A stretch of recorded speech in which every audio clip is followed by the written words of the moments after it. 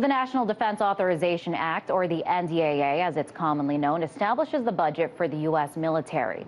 But the massive bill also has many other provisions with major implications for your freedoms. And last night, the Senate unanimously passed the defense spending bill in a 98-0 vote.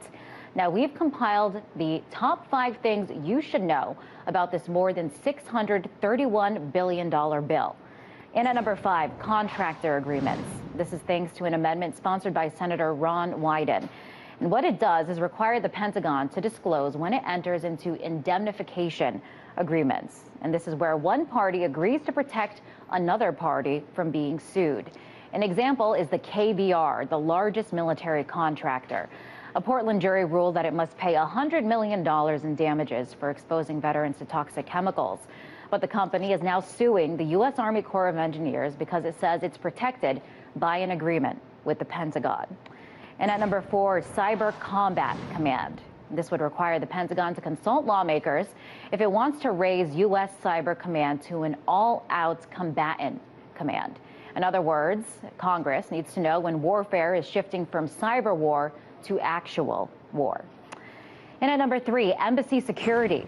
This provision would authorize up to 1,000 Marine Corps personnel to provide security at U.S. embassies. This, of course, is in the wake of the tragedy in Benghazi, where a U.S. ambassador was among the Americans killed in what was later determined to be a terrorist attack.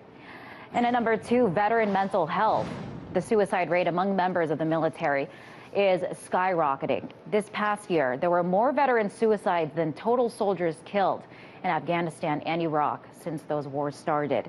An amendment to the NDAA would create a comprehensive suicide prevention program. It would increase accessibility to mental health counseling in the Department of Defense and help mental health care providers get better training.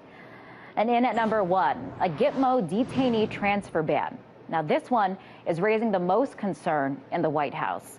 This provision would permanently ban the transfer of detainees from Guantanamo Bay to the U.S.